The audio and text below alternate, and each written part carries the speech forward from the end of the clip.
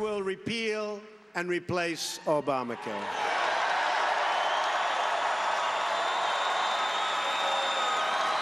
We're going to have health care that's much less expensive and will be much better, much stronger. President-elect Donald Trump has promised to repeal and replace Obamacare. Now, yesterday, former Senator Rick Santorum had this to say about where Congress stands on a replacement plan for this disastrous health care law. Watch this. The most important thing he needs to focus on is delivering on the agenda that he set, and that is, number one, repealing Obamacare. And I know there's a big fight about repeal and replace, but we have to repeal Obamacare. So you don't think it needs to be replaced immediately? I think it should be, the process should be started to replace. And there's a lot of discussion going on right now in the House and Senate as to how to do that. I'm frankly shocked that they don't have a plan, that they haven't really prepared for this. I know it's not going to be an easy thing to do, but they should have put a little bit more work into it than now here in the interim trying to figure out a plan forward. But no one, to at least my knowledge to date, has a real clear plan on how to do that, and that's a big problem. Here now with reaction is the counselor to President-elect Donald Trump, Kellyanne Conway. Kellyanne, I know there are 9 competitive plans. I know Tom Price, I've interviewed him specifically about his plan. I've interviewed the president-elect about what his plan is. Why is there not a consensus yet? And does the president-elect believe that if we repeal it, we need the replacement right away? We need to repeal and replace it. There is a consensus on some of the operating principles, which is very important to that ultimate plan, Sean. First, that people who rely on care now will not be stripped of their coverage. The beneficiaries don't have to worry and listen to the hard left that's trying to scare them into believing that they will lose their coverage. That is not true. Secondly, we need to repeal that Obamacare tax right away. The penalty is really part of the burden that has bothered so many Americans from the beginning. It's why Republicans won in 2010, 2014, 2016 in large part, which is people don't like what's happened with Obamacare. That penalty is draconian. It comes from the government. Premiums have increased in some places by 50 to 100%. Choices are fewer. Quality is less. Prices are higher, and access has been diminished.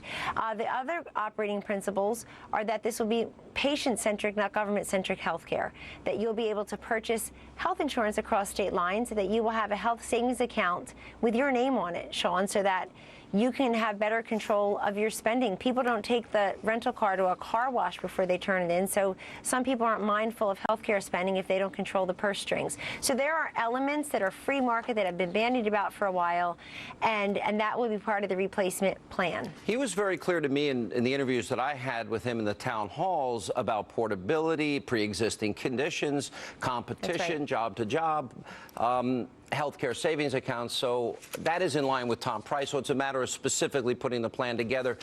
Did he tell Rand Paul, in fact, that we shouldn't repeal it until we have the full replacement so it's ready to go? I don't know what he told Senator Paul specifically, but I just know, in speaking with the president-elect daily about this issue, how he feels about it. It should be no secret to everyone that when he says he'll repeal it and replace it, he means it. He ran on it. He will do it. And I would mention to everyone, Sean, that in 2010, the Republicans won in large part because of their commitment to repeal and replace Obamacare, and 2/3 of the Republican Congress was elected in 2010 or more recently. And why is that important? Because they've all made that promise to repeal and replace Obamacare. And it's important that they happen in quick succession. Here's the other thing.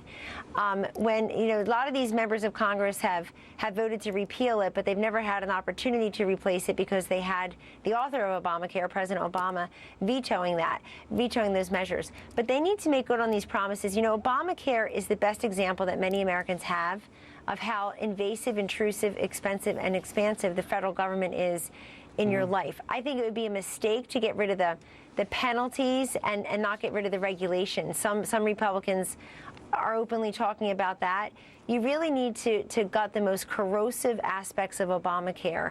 And again, pre-existing conditions, very popular. Keeping people on coverage who have it, popular. But it's not going to look anything like Obamacare. Just because I read these, the way people portray this is interesting, because that's not what I heard in the interviews I had with him. Let me give you another example. So it came up last week, and I had to go to the Trump town hall archives of the Hannity show to get the answer. Right. Because I said to him, well, you know, he's going to build the wall. Mexico will pay for the wall. And a number of times, I asked him, well, they're not going to write you a check. And he goes, yeah, I know that. This is how we're going to do it. Let me roll the tape. Right. One other thing we have to say, and Mexico will pay for the wall. They're going to pay for the wall. Let me ask you about that. They're not going to write you a check. How do you get them to pay for the wall? Well, there are many ways. Look, on trade, they're absolutely killing us. They're killing us. They're killing us at the border. They're killing us on trade. We have a trade deficit with Mexico of close to $60 billion a year. So right there, you can build the wall because the wall's a fraction of that. So, you know, right there. And he met with the president of Mexico, who's willing to redo NAFTA. So why are some people saying, oh, now he's asking for appropriations? That's what he said. That's what he said. It's always what he promised. You know who heard him loudly and clearly? The American people. And they responded to that. Look, the president-elect made clear last week, Sean, that maybe Congress will pay for it first to speed up the process. But the full intent and plan is to then have Mexico reimburse us for it. This is the way the appropriations process goes. Anybody who says anything differently is lying and is doing so for political reasons. I know firsthand that building the wall is part of some of his initial urgent propositions in his first couple weeks and months on the job. He ran on it, and people who bet against Donald Trump will continue to be sorely disappointed. I can't believe 2 months after his historic win, folks are still trying to parse his words and trying to play gotcha with him. I'm going to bet on him coming out ahead on that one. All right, Kellyanne, good luck in your job. It's always good to see you. Thank you. Thank you. Thanks, Sean.